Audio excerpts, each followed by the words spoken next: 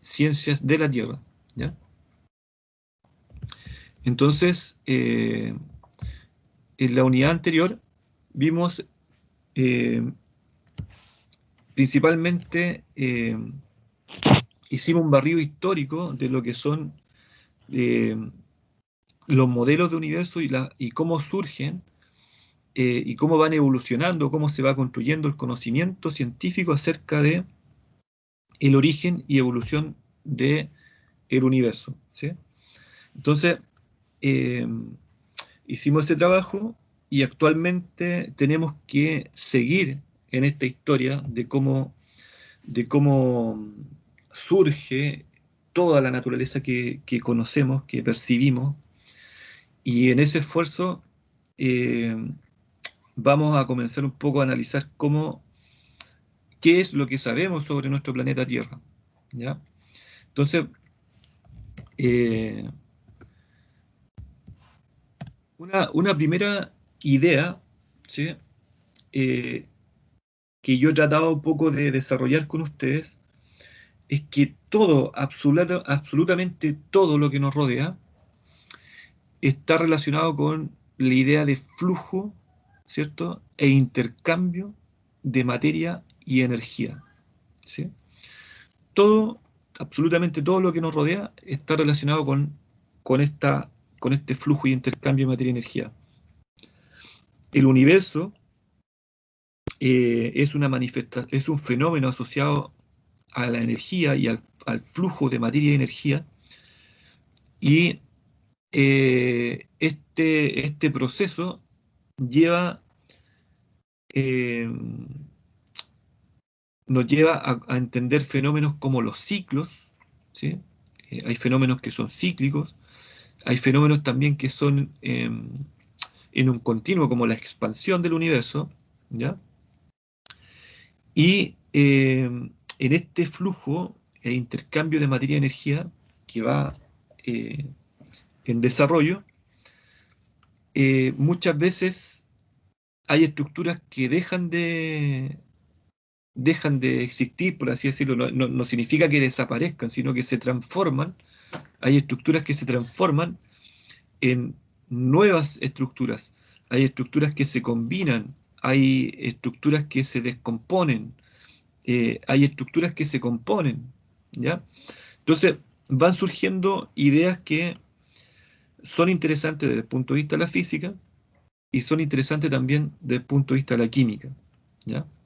Entonces, eh, también está inserto aquí la idea, por ejemplo, de Lavoisier, que, que en su momento se da que en los fenómenos naturales, si nos centramos en entender qué está pasando con la materia, ¿sí? Con la parte química, con la composición química de la materia, él se daba cuenta de que habían reacciones químicas eh, por combinación, por sustitución, ¿sí? Por lo tanto, él se daba cuenta que en la naturaleza la materia se descomponía, se combinaba, se transformaba eh, eh, en lo que se entiende como reacción química, ¿cierto? Hay distintos tipos de reacciones químicas, y luego se da cuenta de que muchas de esas reacciones químicas que ocurren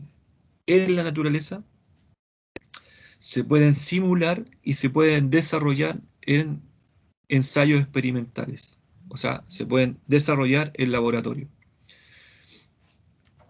En la actualidad hay muchas reacciones químicas que se utilizan para desarrollar algunos procesos productivos, por ejemplo, en farmacología, en metalurgia, ¿ya?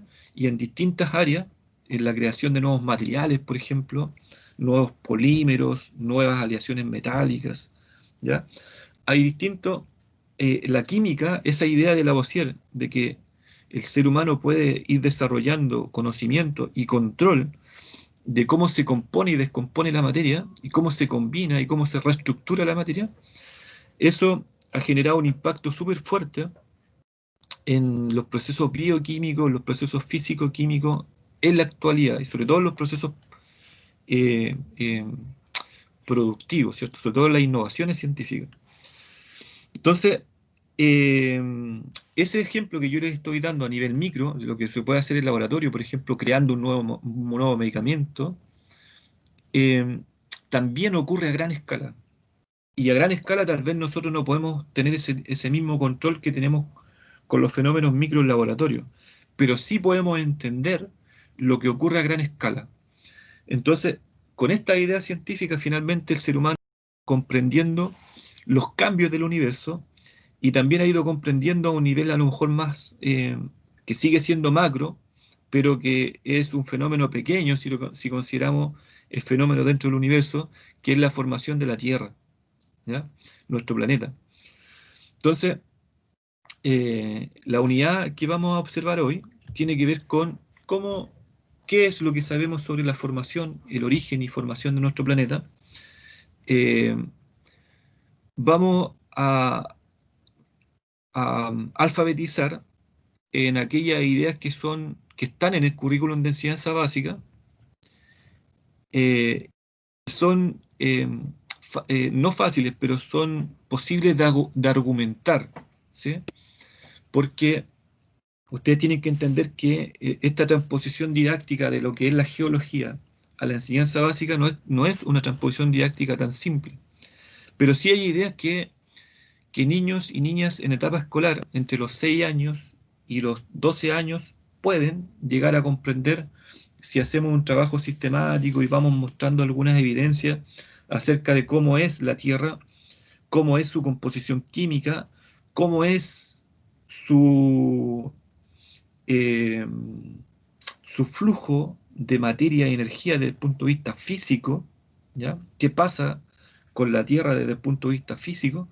Entonces, una de las primeras ideas es la teoría de deriva continental, que fue propuesta por Alfred Wegener, eh, en donde él plantea, él trabajaba en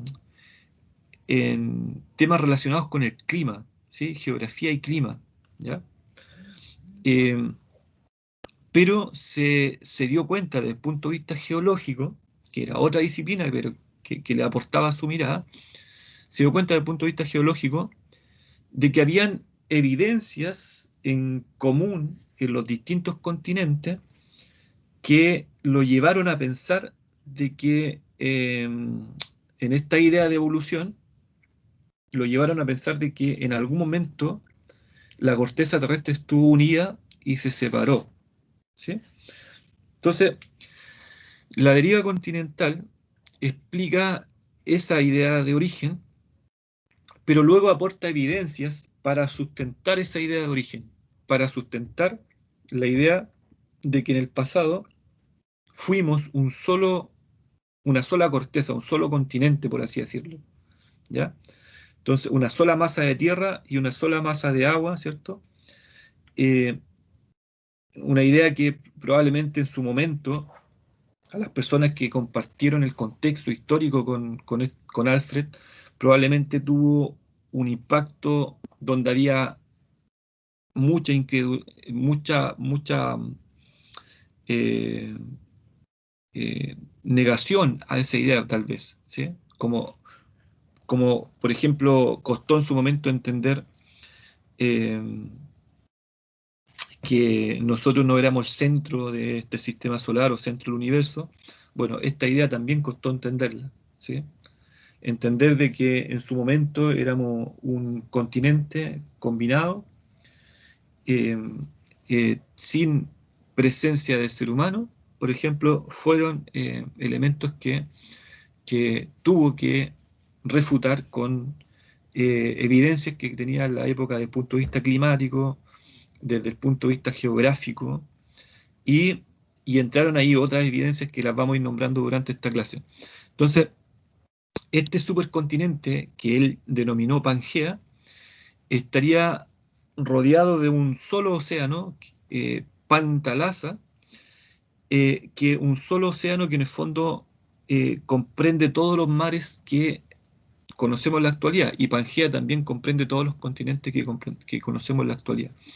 Esto hace aproximadamente o un poco más de 200 millones de años. Entonces, la Pangea comienza a fragmentarse, este continente comienza a fragmentarse y los bloques resultantes se fueron distanciando hasta hasta ocupar las posiciones actuales y las denominaciones actuales como continentes, ¿ya? Entonces, eh, y ahí viene lo interesante, porque el tema es cómo llega a esa idea. ¿Qué es, qué información es la que hace que este climatólogo, que este geógrafo piense de esa forma? ¿Ya? Entonces, un poco graficando, esto en enseñanza básica se usa mucho y en difusión, en divulgación de las ciencias naturales se usa mucho lo que son las representaciones. Entonces, la primera imagen que está a la izquierda de su pantalla representa un poco cómo este investigador se imaginaba, ¿cierto?, lo que era Pangea, este continente único. Tal vez el rompecabezas lo podemos armar de forma distinta, pero él se dio cuenta que estos fragmentos, que eran estos continentes, se podían de alguna manera traslapar en una especie de rompecabezas, ¿cierto? Y, y luego, si vemos cómo está configurado nuestro planeta en la actualidad y las masas de agua, ¿cierto? Y las masas terrestres, también podemos darnos cuenta de que hay cierta, eh,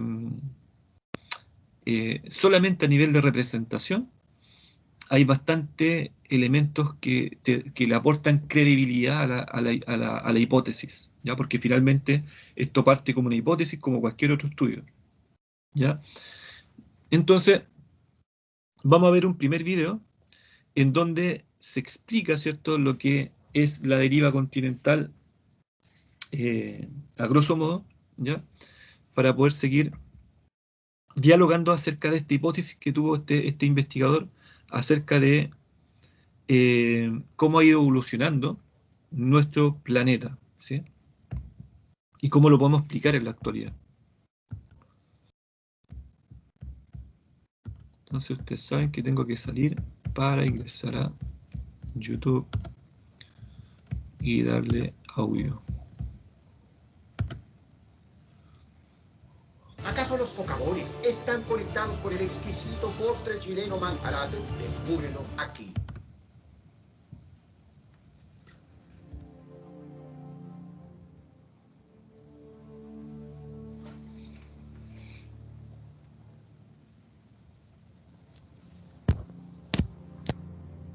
La teoría de la deriva continental fue defendida por Alfred Wegener, quien, al igual que muchos geólogos antes que él, sostenía la teoría del desplazamiento en gran escala de los continentes.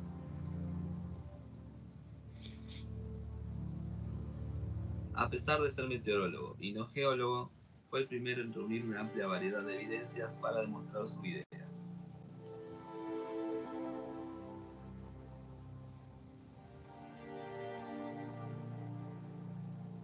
Con estas evidencias logró una excelente síntesis, dándole un cuerpo sólido a esta teoría. Propuso que inicialmente existía en la superficie de la Tierra un solo continente llamado Pangea, rodeado por un enorme océano llamado Pactalasia. Pangea se fue partiendo durante la era mesozoica, hace 280 millones de años aproximadamente, y sus fragmentos empezaron a moverse y dispersarse, proceso al que llamó desplazamiento horizontal de los continentes, que con el tiempo tomó el nombre de deriva continental. Posteriormente se pueden reconocer dos continentes, Gondwana al sur y Laurasia al norte, divididos por el mar de Tetis. Finalmente, estos continentes continuaron sus movimientos hasta obtener la forma que hoy poseen. Las evidencias de Wegener.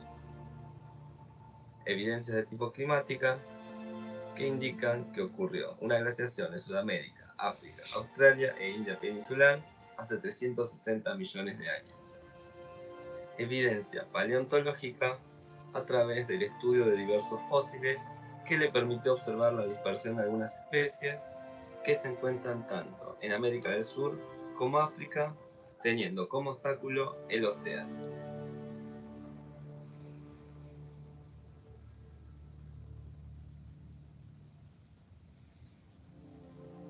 Surge entonces el problema de conocer cómo estos fósiles tienen su distribución restringida a puntos específicos del planeta que no están en contacto.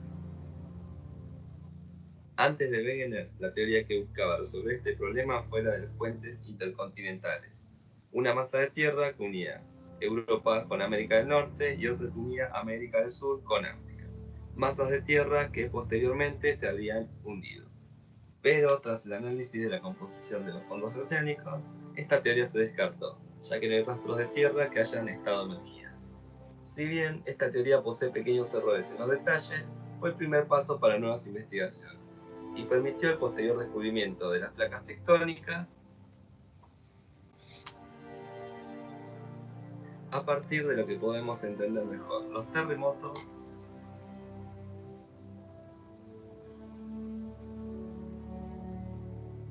y los volcanes.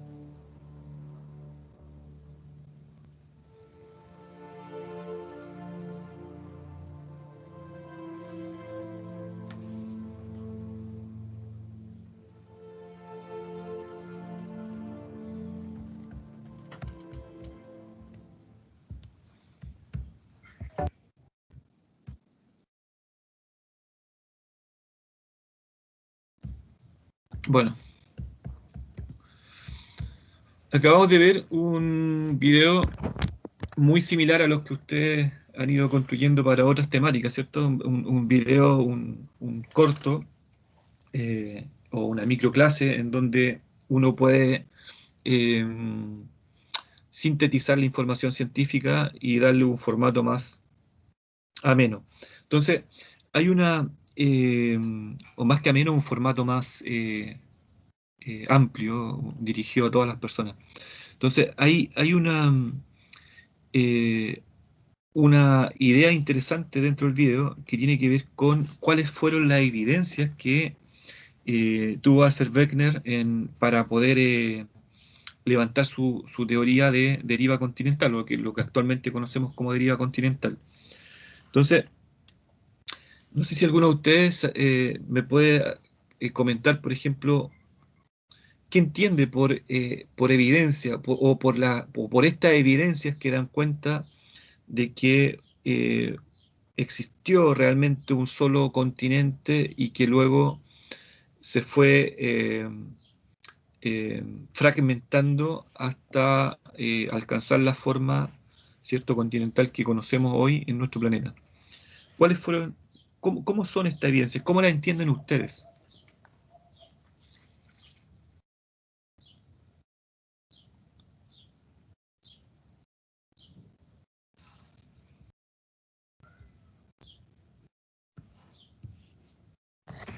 A ver si alguien se atreve a comentar lo que va entendiendo Profesor, por evidencia. Dígame. y evidencia, así como en cierta manera en el video, el relato exponen, o como lo entiendo yo, es algo que data y sirve como en cierta manera como una prueba o como un vestigio de algo que se puede teorizar que existía. Así lo comprendo yo al menos. Claro, ¿qué ejemplo? Supongamos que estamos desarrollando una clase en tercero o cuarto básico sobre los continentes, entender qué son los continentes, eh, qué características tienen, ¿sí? Cómo ha sido la evolución o la historia de estos continentes, y qué tienen en común los continentes o los distintos continentes del planeta. ¿Qué ejemplos podríamos dar, pero que estén asociados a esta evidencia, por ejemplo?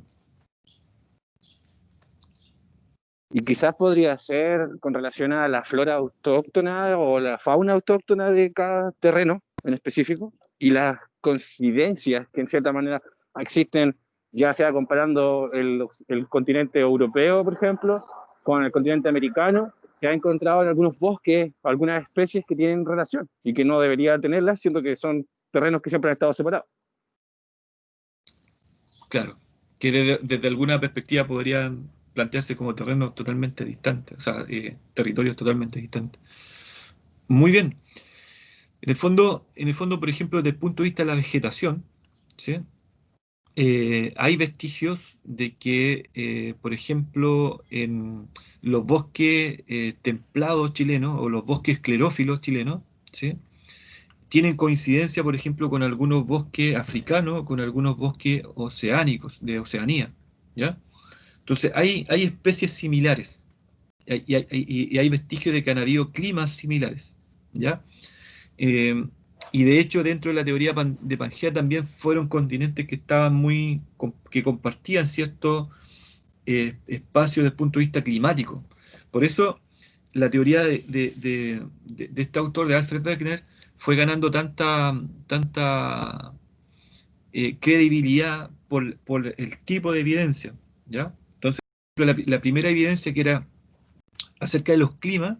Bueno, ¿cómo tú puedes señalar de que existen climas similares? Bueno, por la diversidad de especies, por los tipos de especies, por los registros también, por los registros desde el punto de vista geográfico, los tipos de fallas que presentan los territorios, y muchos de ellos que estuvieron asociados, por ejemplo, a épocas de, de glaciación o de sequías, ¿ya? Entonces, van quedando vestigios, y desde el punto de vista geológico también van quedando capas, ¿sí? En la corteza terrestre o en el manto terrestre, capas que dan cuenta de eras geológicas, ¿ya? Y también algo muy impactante en este tipo de teoría es el registro fósil, ¿ya? Los fósiles, de hecho, por ejemplo, aquí en la séptima región, eh, es muy común que personas que hacen senderismo, que hacen excursiones en la cordillera, sean o no de alguna disciplina científica, muchas veces se encuentran fósiles de hojas, fósiles de especies que ya no existen, pero que probablemente aún existen en otros continentes. Y lo mismo,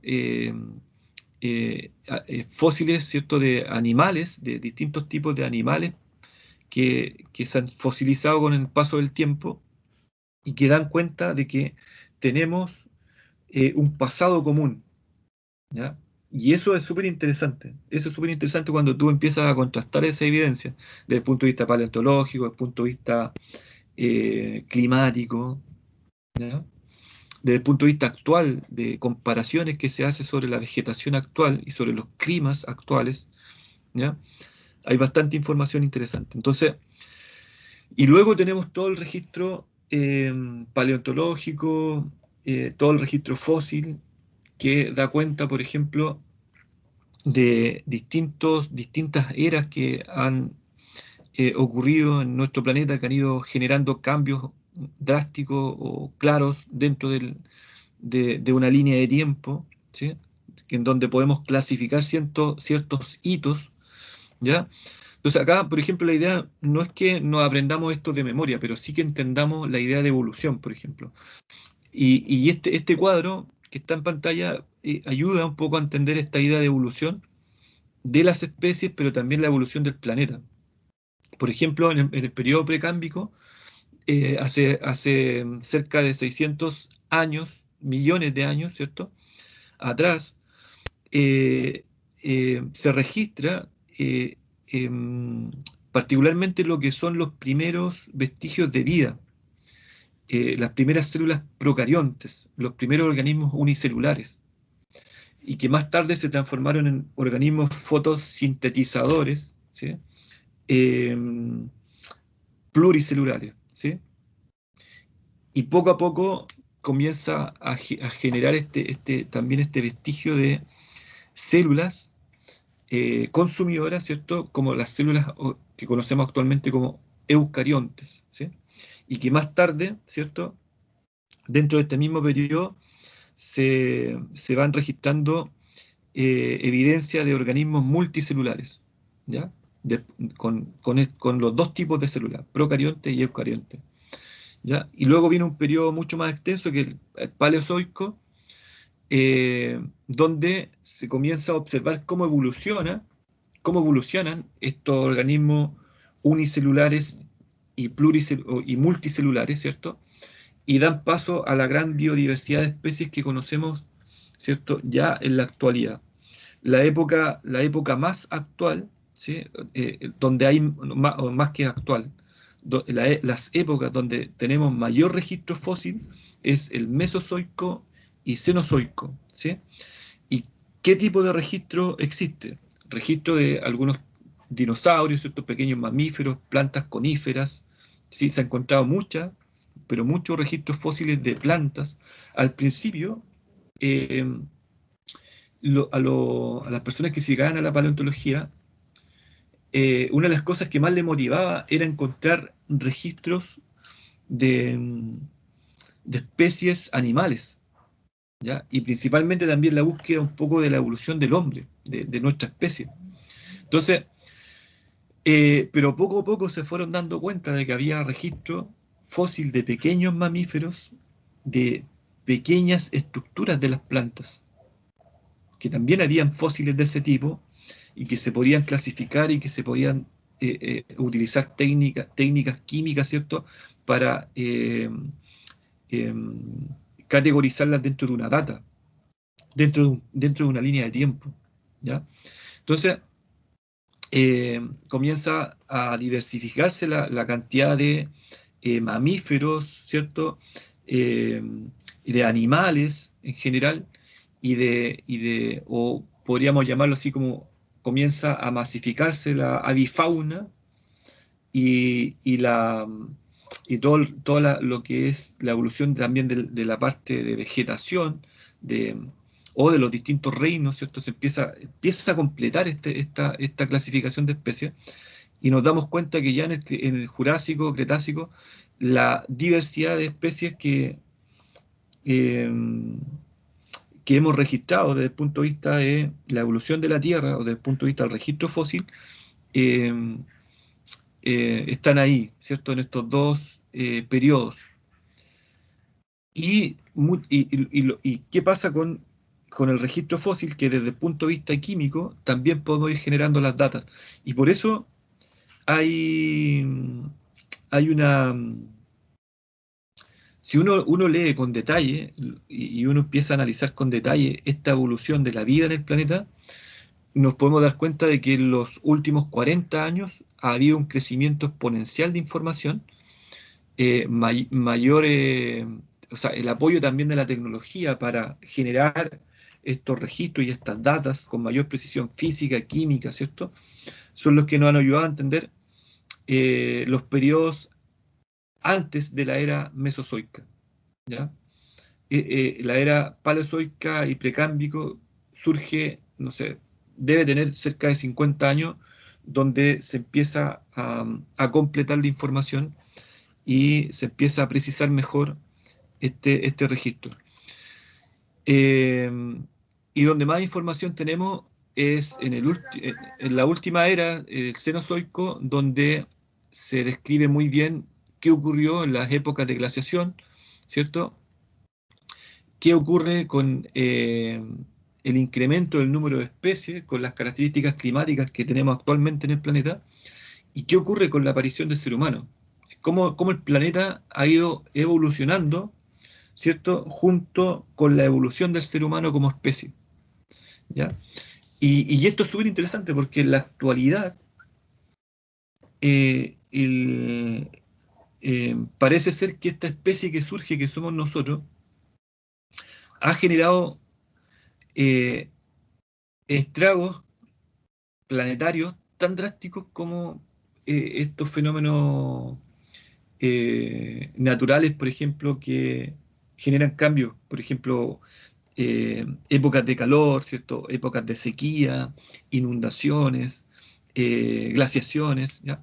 El ser humano ha impactado tan fuertemente el planeta como esos sucesos naturales, ¿ya? Entonces podríamos también pensar que el ser humano también se transforma como en un fenómeno natural que está generando ciertos estragos, ciertas complicaciones en el equilibrio del planeta, ¿ya? Probablemente algunos piensan que es un fenómeno natural, ¿ya? Pero ahí hay ciertas discrepancias cuando analizamos no solamente desde el punto de vista biológico lo que está pasando, sino que también lo analizamos desde el punto de vista ético, ¿ya? ahí entran otras disciplinas que tal vez nos puedan dar respuestas distintas, a que no es natural, por ejemplo, desde el punto de vista ético, desde el punto de vista filosófico, desde el punto de vista antropológico, el comportamiento que tenemos hoy como especie.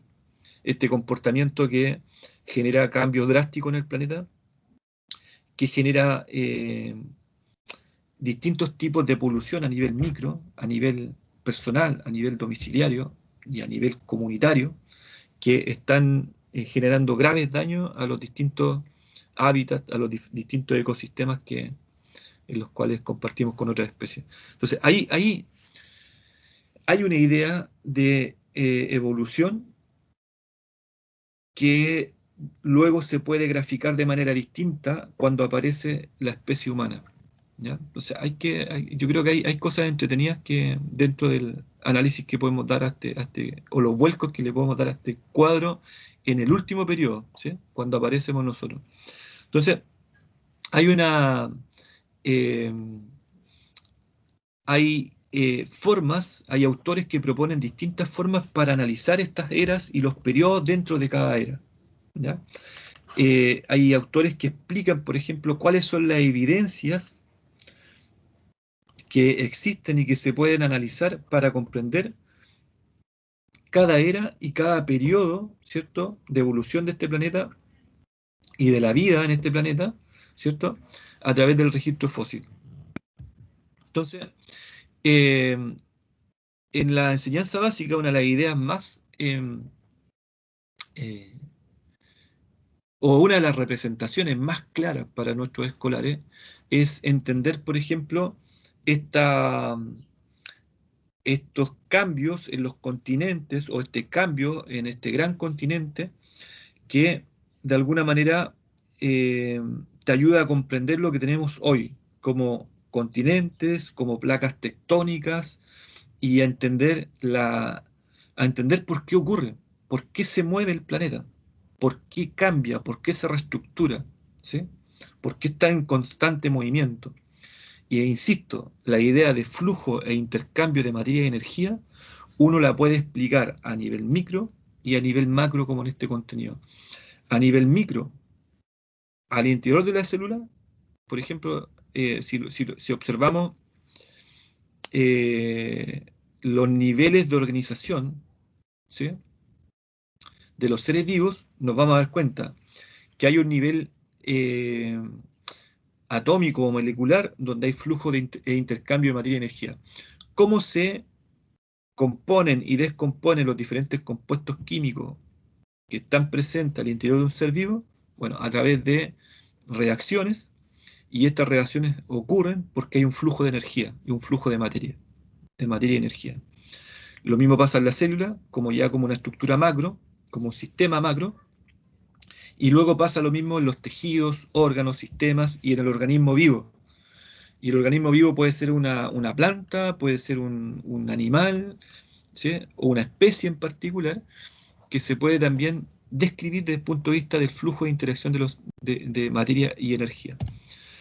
Entonces, les decía que la era donde tenemos mayor información son la mesozoica y cenozoica, y en donde hay mayor cantidad de evidencia, ¿sí? Cuando uno dice mayor cantidad de información, es donde hay mayor cantidad de evidencia acerca de la diversificación de los dinosaurios, las aves, acerca de, en el Cretácico, por ejemplo, la diversificación de reptiles acuáticos, ¿cierto?, plantas que florecen, extinción masiva de algunas especies que están ahí en el registro fósil. Luego, en la otra era, en Cenozoico, en el periodo terciario, la diversificación de mamíferos y pastizales, surgen distintas especies vegetales, ¿ya? Y en el cuaternario, las glaciaciones, que también han dejado un registro fósil bastante interesante, y también han dejado las glaciaciones registro en la parte física, en la parte geográfica, ¿sí? Un registro en la geografía, una marca en la geografía en distintos rincones del planeta, que podemos analizar. Y también el incremento en el número de especies y el incremento, ¿cierto?, de nuestra especie, ¿sí?, a nivel planetario. Entonces, hay una historia ahí que contar desde el punto de vista escolar, con bastante información que organizar. Entonces, también, por ejemplo, bueno, yo varias veces le he dicho a ustedes que a mí me interesa y me apasiona el trabajo en ambientes naturales, el trabajo en contacto con la naturaleza. Nosotros como país tenemos lugares, y como región, por ejemplo, tenemos lugares privilegiados para observar estos cambios que ha tenido el planeta. Tenemos dos cordilleras, tenemos una costa bastante extensa, con fallas geográficas, con distintos tipos de relieve, con distintos tipos de suelo, zonas geográficas en donde en un espacio bien reducido tú puedes observar distintos tipos de clima, ¿ya?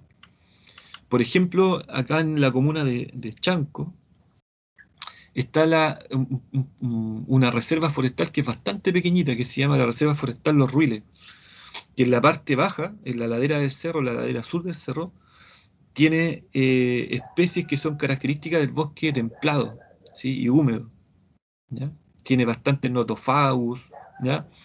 Y, especies que son características de los bosques templados y húmedos.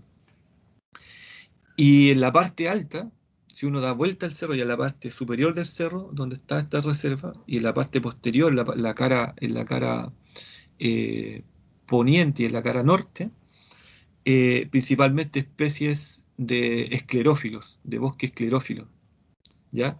Entonces tú tienes en un trayecto más o menos de unos, en un relieve más o menos de unos 10 kilómetros, tú tienes eh, zonas geográficas bastante, o zonas climáticas bastante interesantes de analizar, de entender y analizar, ¿ya? Y luego en la cordillera, bueno, también tenemos distintos volcanes, distintos registros de las actividades volcánicas a lo largo de la historia, características de los cursos de agua, ¿sí?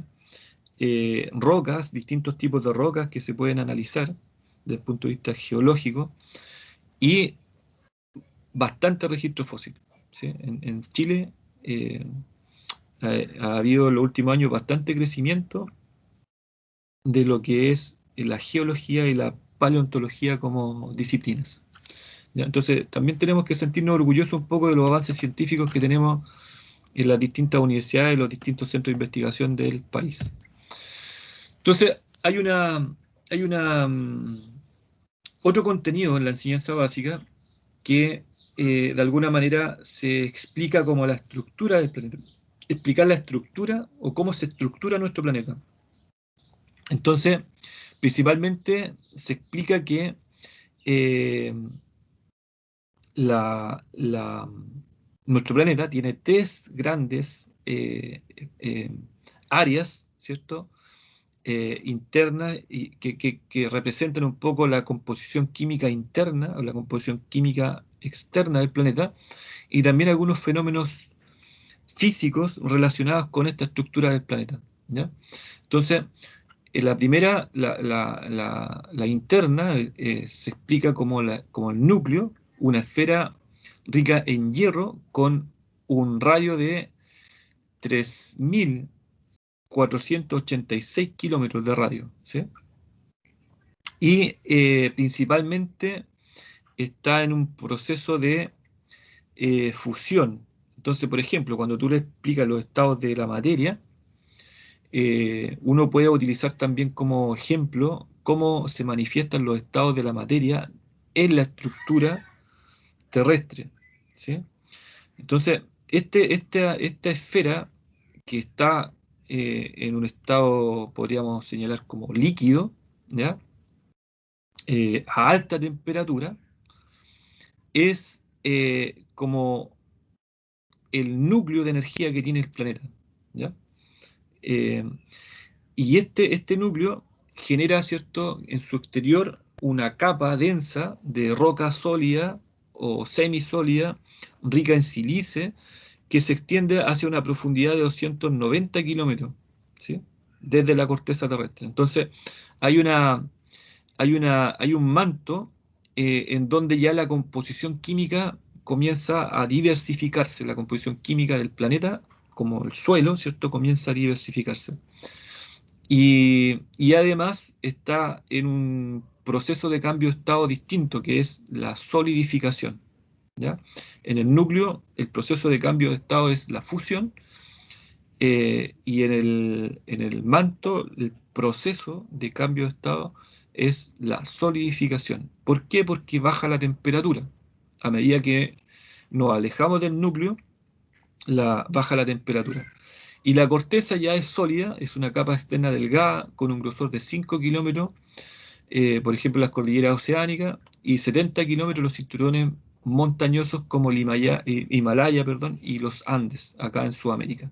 Entonces, hay bastante información. O sea, acá es un resumen bastante rápido, pero hay mucha información relacionada con, por ejemplo, si queremos analizar nuestra cordillera, la cordillera de los Andes o la cordillera de la costa. Explicar cómo surge la cordillera de los Andes o explicar cómo surge la cordillera de la costa son elementos eh, que, dependiendo cómo se cuente, ¿cierto? Cómo se entregue la información, cómo se desarrolla el relato, puede ser muy interesante para nuestros escolares.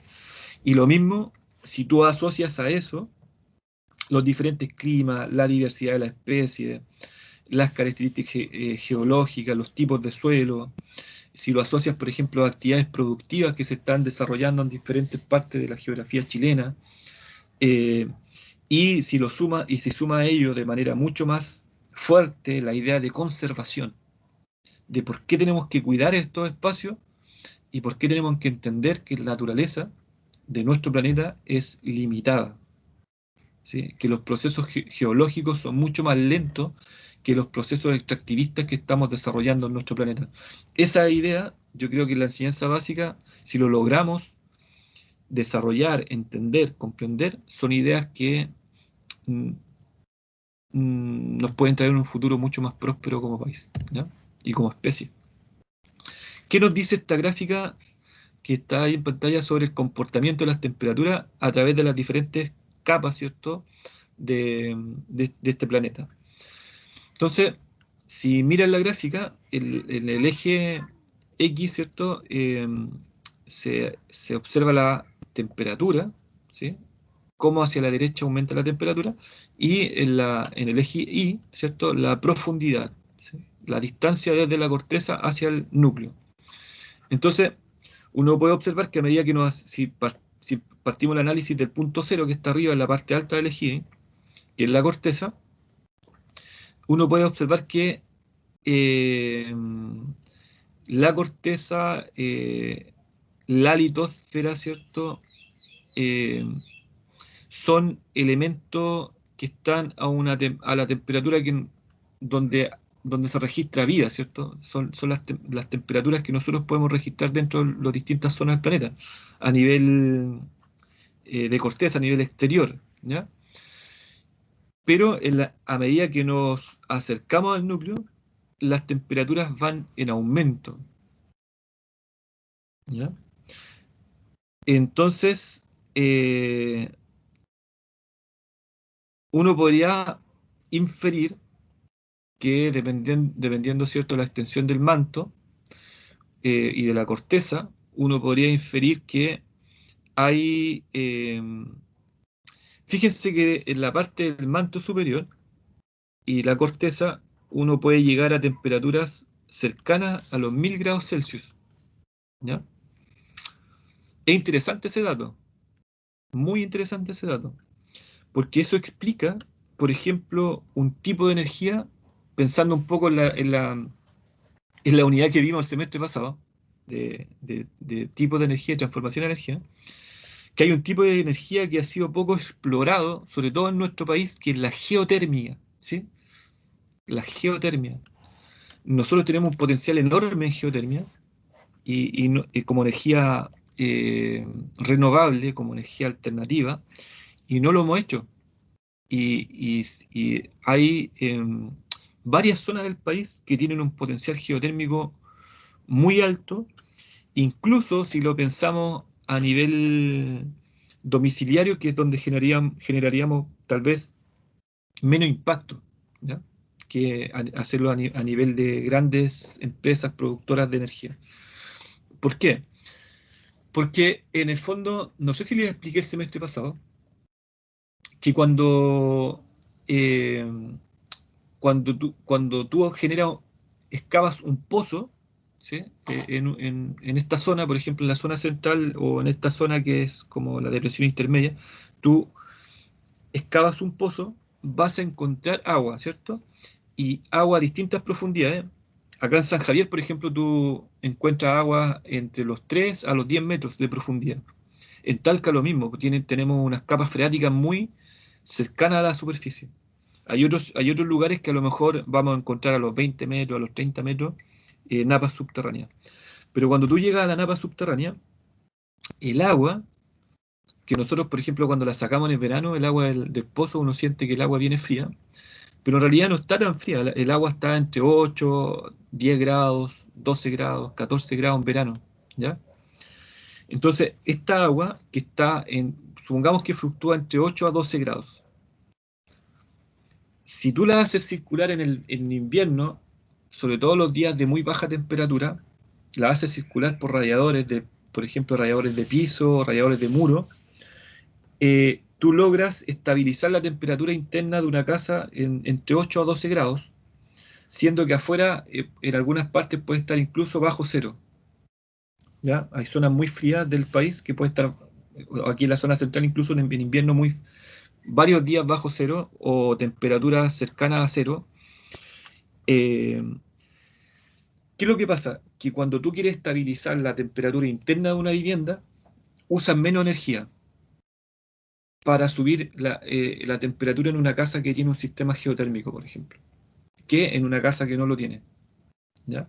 Ahí entran en juego otras variables, como lo que vimos también el semestre pasado de aislación y otras variables de tipo de material y construcción de la vivienda, pero la geotermia, de alguna manera, solamente desde el punto de vista físico, te ayuda a entender de que hay un flujo de materia y energía de energía cierta, o sea, de materia a cierta temperatura en la corteza terrestre que tú puedes utilizar a favor y a un impacto ambiental mucho menor de los tipos de energía que estamos utilizando en la actualidad o las formas que estamos acabando ciertos recursos naturales en la actualidad.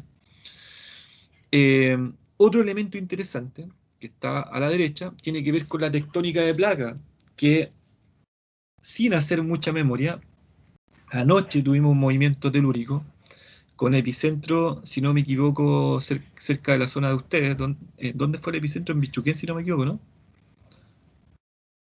El temblor que tuvimos anoche. Y sí, profe, fue a no sé cuántos kilómetros de Bichuquén. Sí, profe. Bichuquén. Ya, muy cerca de donde están tal vez ustedes, ¿sí? Entonces, y que acá en San Javier, yo vivo en San Javier, no vivo en Talca, vivo en San Javier un poco más al sur. Y que acá en San Javier se sintió bastante fuerte, con mucho ruido y bastante fuerte. Fue de magnitud 5, ¿ya? Entonces, esta tectónica de placa ha generado mucha evidencia en el territorio nacional. Si nosotros pensamos en la geografía, en el territorio chileno, nosotros tenemos mucha evidencia que se asocia, primero, a esta idea de cómo se genera la deriva continental, pero mucha evidencia también relacionada con la tectónica de placas. Tenemos las cordilleras visibles, tenemos fallas geográficas en los distintos rincones del país. Aquí en la zona central hay sectores muy interesantes para ver estas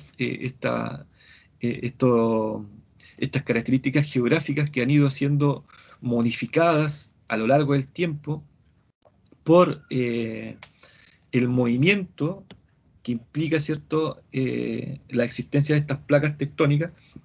Entonces, cuando hacemos educación al aire libre, cuando hacemos excursiones, senderos interpretativos, indagaciones en el entorno natural, uno puede, con escolares, asombrarse de toda la información que tenemos en el ambiente natural. Las niñas, los niños se pueden dar cuenta de que pueden mirar la naturaleza con ojos de investigadores y de investigadoras, ¿ya?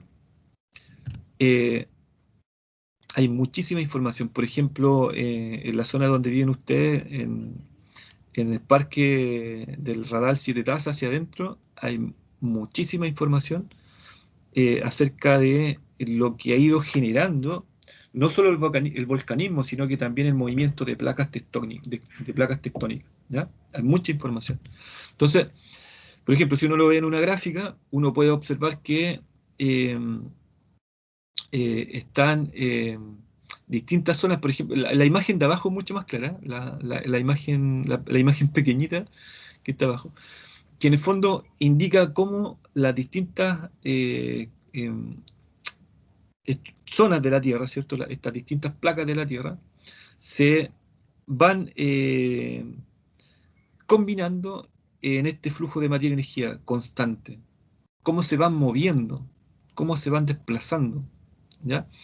Entonces, independiente a que desde el punto de vista de la alfabetización nosotros logremos instalar ciertos conceptos que a lo mejor le dan precisión a la idea, es muy interesante que el escolar logre representar la idea. Darse cuenta que que, por ejemplo, en la costa chilena se encuentran dos cortezas, la corteza continental y la corteza oceánica, que generan un proceso de movimiento en donde la corteza oceánica se sumerge en dirección hacia el núcleo de la Tierra, y la corteza continental se va desplazando, elevando, ¿ya? Y en algunas zonas también se va sumergiendo. Entonces eso da un poco las características geográficas que tiene cada lugar, ¿ya? Y por otra parte, este contacto que le otorgan este movimiento de corteza al manto superior, ¿cierto? Con el núcleo, finalmente se generan estos espacios de presión y de altas temperaturas que conocemos como volcanes, ¿cierto? Los cordones montañosos y los volcanes. Entonces ahí también hay una idea bastante interesante. ¿Cómo la he representado yo con escolares? Esta idea de cómo se mueve la Tierra, ¿sí? Eh, hay un contenido de la física que se llama las transferencias de energía. Entonces, desde el punto de vista físico, se explica que la transferencia de energía se puede dar de distintas formas. Por ejemplo, se describe lo que es la radiación, ¿sí? La conducción y la convección. En un sistema cerrado, si nosotros miramos la Tierra como un sistema cerrado, se dan estos tres tipos de transferencia de energía, ¿sí? Entre sólidos, la conducción, cuando hay contacto de materiales que son conductores, ¿cierto? La conducción de energía. Eh, Entre líquidos y gases, la convección. El planeta recibe tanto energía interna como energía externa. La energía externa la recibe por radiación, y la energía interna es por conducción, por contacto. El núcleo, que está a alta temperatura, vimos en la gráfica anterior que estaba cerca de los 6000 grados Celsius. Este núcleo, de alguna manera, funde todo lo que entra en contacto con él. Entonces la materia, cuando estas placas se van moviendo, las placas que van bajando van pasando de un estado sólido a un estado, ¿cierto?, fragmentado y líquido, ¿ya? Y pasa algo muy interesante, que en los líquidos y en los gases existe un fenómeno de convección. Convección. ¿Cómo uno entiende la convección? Que las masas de agua o las masas de aire o de elementos líquidos o elementos gaseosos, las masas, las que están a alta temperatura, se elevan, ¿sí? Se elevan desde el punto de vista de lo que es aquí la gravitación, y lo que es las distintas capas de la atmósfera, y las masas frías tienden a bajar, ¿ya? Entonces, la presión que genera el núcleo hace que suba materia en estado de fusión a alta temperatura y que se eleve dentro del planeta. Y esa presión que genera el material a alta temperatura hacia la parte superior hace también que el material que está a baja temperatura descienda dentro de las distintas capas de la Tierra, ¿ya? Entonces, estas corrientes de convección, hay algunos científicos que la explican como corriente de convección, hace que exista ahí un flujo constante de materia y energía, de que exista un intercambio de materia, ¿ya? Entonces, es como uno puede hacer también analogías, por ejemplo, como el corazón humano le entrega energía o utiliza energía, pero también eleva la temperatura de los fluidos que están en el cuerpo, principalmente la sangre, ¿sí? Entonces, el corazón genera esta circulación, el movimiento, la cinética genera calor, ¿sí? Por eso el cuerpo humano está a una temperatura estable entre 36 grados Celsius y 37 grados Celsius. Entonces, sin el corazón que genera esta cinética, este movimiento, finalmente no tendríamos vida, ¿cierto? Finalmente, al quitarle movimiento a la materia, tú bajas, ¿cierto? Bajas la cinética y bajas la temperatura, ¿sí? Baja el movimiento. Acá en la Tierra es lo mismo. La Tierra está en constante movimiento. Las corrientes marinas están en constante movimiento. Lo sólido que parece que nosotros lo percibimos como estático, no está estático, está en constante movimiento, ¿sí? Los movimientos telúricos, que son estos temblores que nosotros sentimos en distintas zonas, son constantes, son minuto a minuto, son a diario. La Tierra no deja de moverse. Estas cortezas terrestres, estas placas tectónicas no dejan de moverse. Y esas ideas son súper interesantes que ustedes las instalen en los escolares, más que memorizar nombres. Muchas veces cuando nosotros centramos la clase en memorizar nombres, luego los chicos olvidan estos nombres. Pero las ideas que tienen que ver con las representaciones del planeta, con las representaciones de aquello que logramos percibir, van quedando, ¿sí? Muchas veces los niños no se imaginan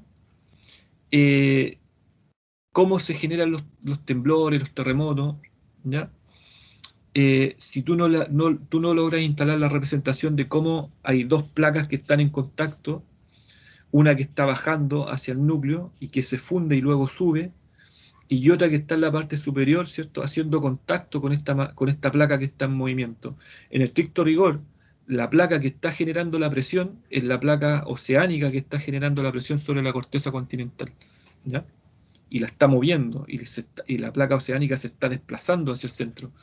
Y eso hace que de repente se genere mucha presión, no se muevan, y cuando logran moverse, se mueven con una gran energía, liberan una gran cantidad de energía. Por eso los geólogos dicen, por ejemplo, que es bueno que tiemble constantemente y que sean temblores pequeños. Tenemos que preocuparnos cuando hay algunas placas que dejan de moverse y que dejan de tener actividad. Porque cuando dejan de tener actividad es porque están, por decirlo de manera mecánica, así como trabadas, porque el engranaje no está dando vuelta. Pero cuando el engranaje gira, ¿sí?, cuando se mueve con gran energía, ¿ya? Y eso es lo que ocurre cuando ocurren terremotos. Chile registra terremotos fuertes en la zona central cada 25 años o 30 años aproximadamente, ¿ya? Tuvimos uno en el 2010. Y luego, en estas áreas de la ciencia, ¿cierto?, experimentales, han logrado generar como todo un mapa acerca de dónde están las fallas, dónde están las divisiones entre las distintas placas tectónicas, dónde están los cordones volcánicos, ¿sí? Entonces se ha ido generando toda una teoría acerca de cómo este planeta vivo genera este flujo de materia y energía y genera estos cambios. Y también se ha ido proyectando cómo cómo va a ser este planeta en el futuro, qué es lo que puede ocurrir hacia adelante, porque el registro fósil y la información que tenemos no solamente te ayuda a entender el pasado del planeta, sino que te ayuda a proyectar el futuro inmediato, ¿cierto? Y a largo plazo. Inmediato porque, por ejemplo, hay muchos científicos que están interesados, por ejemplo, en generar mecanismos para anticipar un movimiento telúrico. Y cada vez lo están haciendo con mayor precisión, ¿ya? Anticipar un movimiento telúrico que pueda generar un tsunami, que pueda generar algún fenómeno natural que nos pueda afectar, ¿cierto? Pero que va a ocurrir sí o sí, pero que a lo mejor debiéramos estar prevenidos como comunidad, como sociedad. Entonces, eh, hay bastante avance en estas disciplinas, ¿ya? En geología, en geografía, ¿cierto? Y toda la meteorología y todas las disciplinas asociadas a estas áreas, ¿ya? Y ha sido interesante porque gran parte de este avance surge con los avances de la paleontología por una parte, pero también con esta idea de este autor que les nombraba al principio, ¿cierto? De Wegener, que eh, fundamenta, ¿cierto?, lo que hoy conocemos como deriva continental, ¿ya? Entonces, Chile tiene características bien especiales, tiene cordones montañosos oceánicos, tiene la cordillera de la costa, tiene la cordillera de los Andes, tiene el, la- el encuentro de dos placas en el cordón montañoso de la costa, ¿cierto? Que es la placa oceánica con la placa continental. Por eso Chile se define como un país sísmico.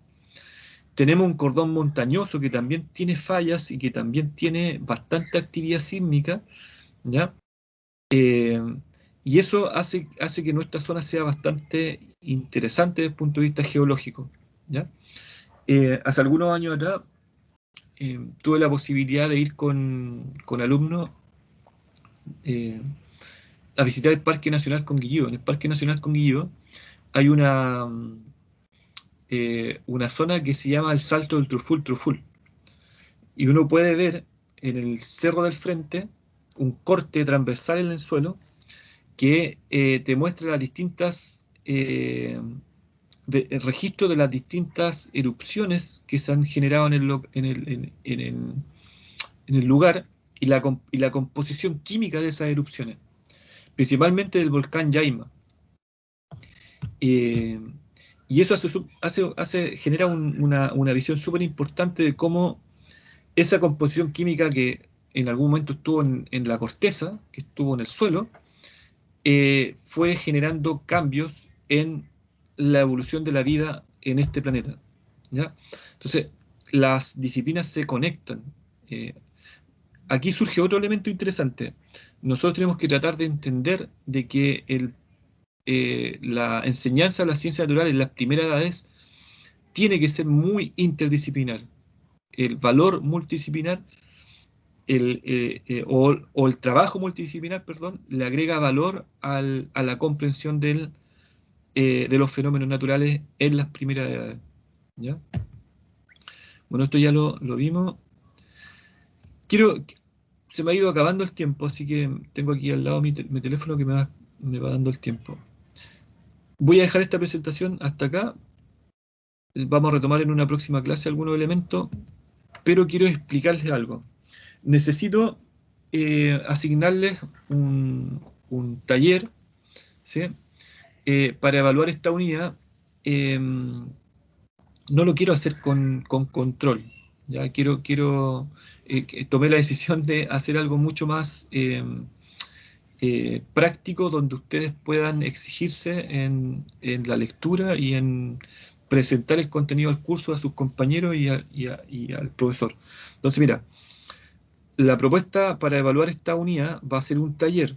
Ustedes van a desarrollar una revisión teórica, van a desarrollar un análisis, una adecuación del contenido sobre algunos fenómenos geológicos y van a presentar la temática a un nivel de alfabetización en la unidad de Ciencia de la Tierra, que es una unidad que está presente en varios cursos de la enseñanza básica.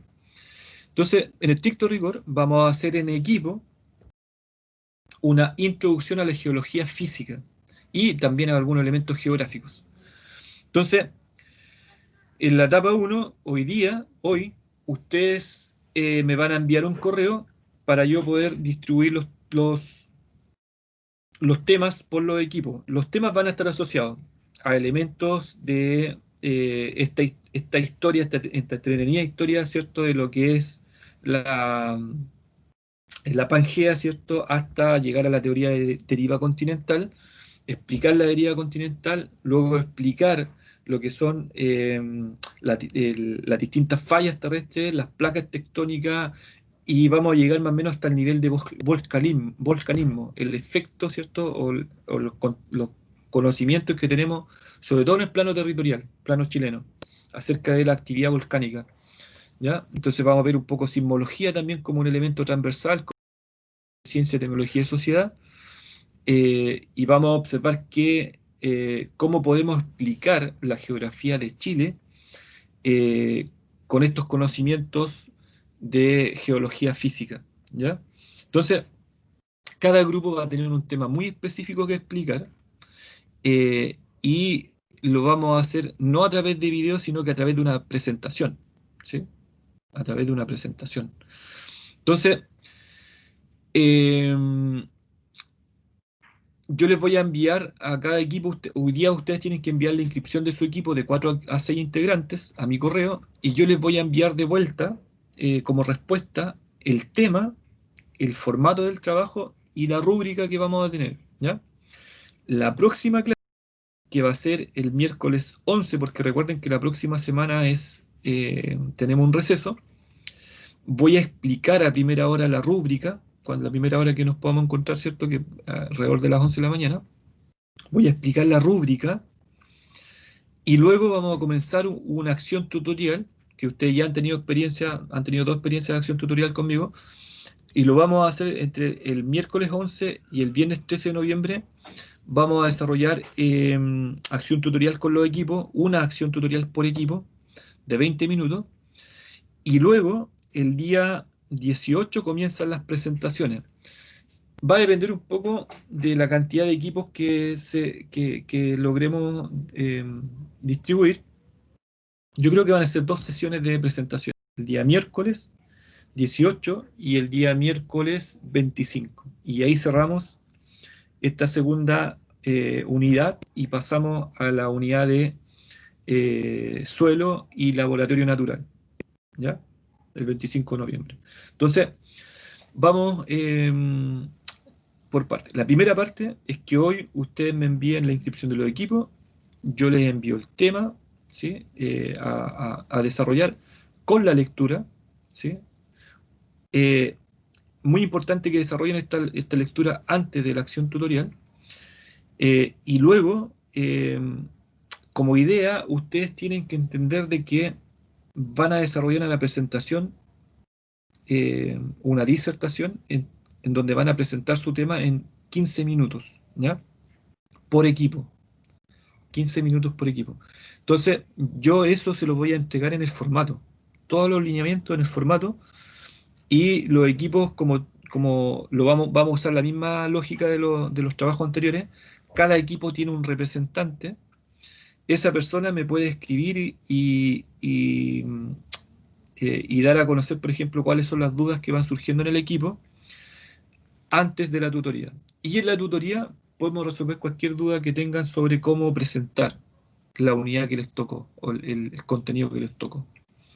Ya son presentaciones temáticas. Por ejemplo, a un equipo le puede tocar presentar qué es un volcán desde el punto de vista geológico. ¿Cuáles son las estructuras que caracterizan un volcán? ¿Qué tipo de volcanes tenemos, por ejemplo, en la región del Maule? ¿Sí? ¿Cuáles son los principales volcanes y tipos de volcanes que tenemos en la región del Maule? Cosas de ese tipo. Entonces, en el fondo son presentaciones temáticas, ¿ya? Yo por lo menos no encuentro que sea algo tan complejo. O sea, vamos a distribuir el contenido entre los diferentes equipos del curso. Consultas para cerrar.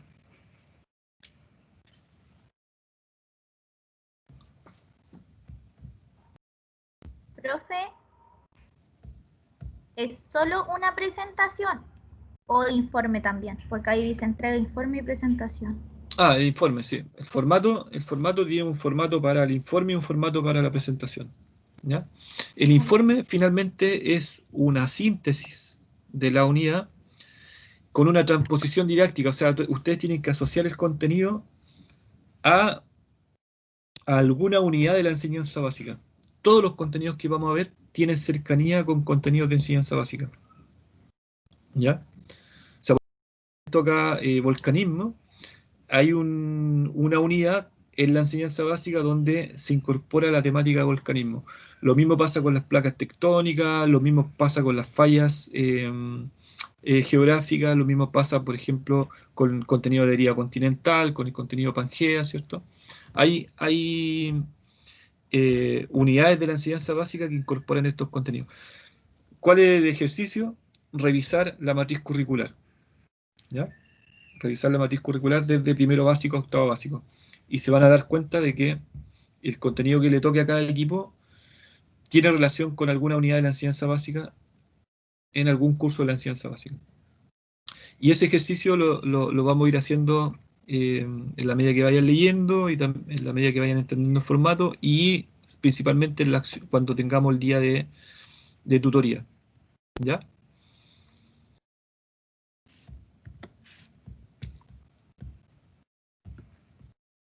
Ya, profe. Voy a dejar de grabar para que se